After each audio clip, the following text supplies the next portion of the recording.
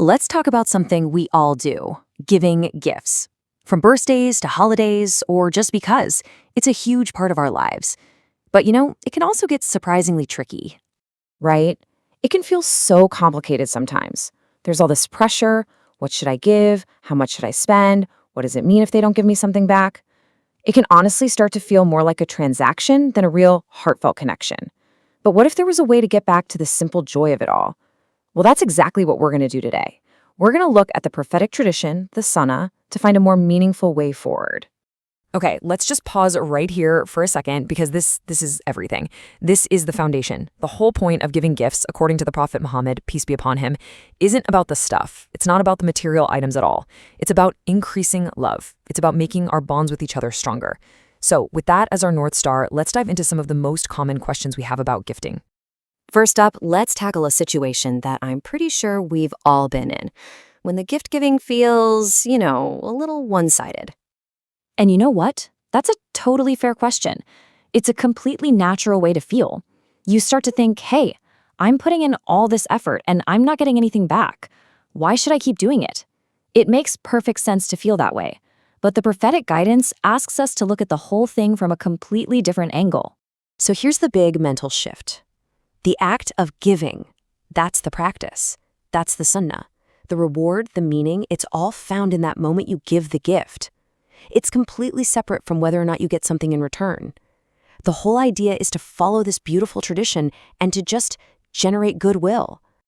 Now, this adds such a beautiful layer to the whole thing.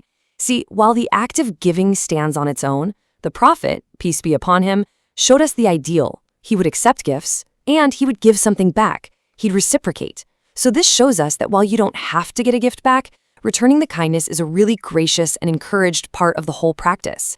It basically completes that circle of love. All right, so that leads us right into our second major point, which is all about the value of a gift. We get so worried, right? Is my gift good enough? Or maybe we feel a little disappointed by what we get. This is such a powerful teaching. A sheep's foot. Back then, this was considered about as humble a gift as you could possibly give. I mean, almost nothing. And that's exactly the point. The monetary value is completely and totally irrelevant. The modern-day equivalent? It could be a single cookie you baked, a thoughtful text, or a flower you picked from your garden. It is the gesture, the thought behind it, that holds all the weight. And what's really fascinating here is who is being spoken to directly. The source points out that women are addressed specifically. Why is that? Well, because women were, and often still are, the ones weaving the social fabric of a community, managing those day-to-day connections between neighbors and families. So by making sure that no gift, no matter how tiny, was ever looked down upon, this teaching was directly strengthening the bonds of the entire community. It's just a beautiful way of honoring their role as community builders. Okay, so we've talked a lot about giving. What about the art of receiving? What do you do if someone offers you a gift and you just don't want it?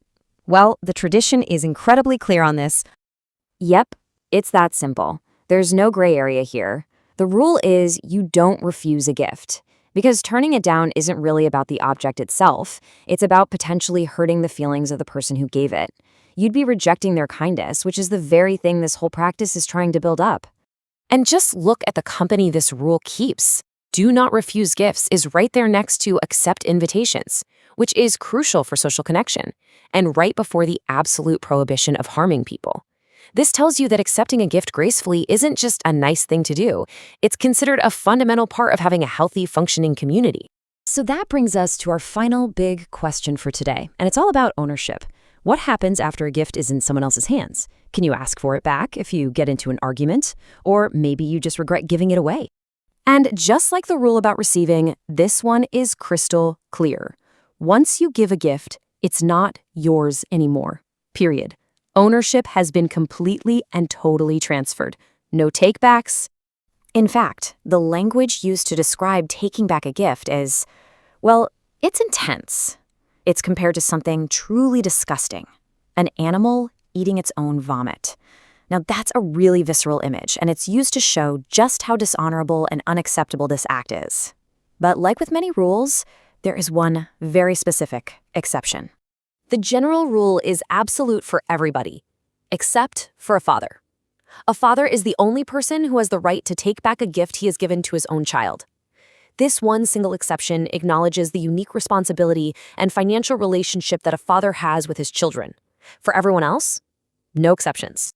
So, we've gone through all these different scenarios and rules. Let's zoom out now and bring it all together. What is the real spirit behind all of this? When you boil it all down, it really comes back to 4 simple ideas. Number 1, give with the main goal of creating love, not of getting something in return. 2, accept every gift with grace, appreciating the kindness behind it. 3, value the gesture, not the price tag. And 4, honor the transfer of ownership. Once you give it, it's gone. In the end, every single one of these guidelines points right back to that very first quote we looked at. This isn't about economics. You might call it hardonomics. It's a beautiful framework for building stronger, more loving relationships with our family, our friends, our neighbors, our whole community. And so I'll just leave you with this one thought to take with you. Remembering that even the smallest, most humble gesture matters. What is one small thing you could offer someone today? Maybe it's a compliment, a cup of coffee, or just a listening ear. How can you put this beautiful sunnah into practice right now to spread a little more love? Thanks so much for joining me today.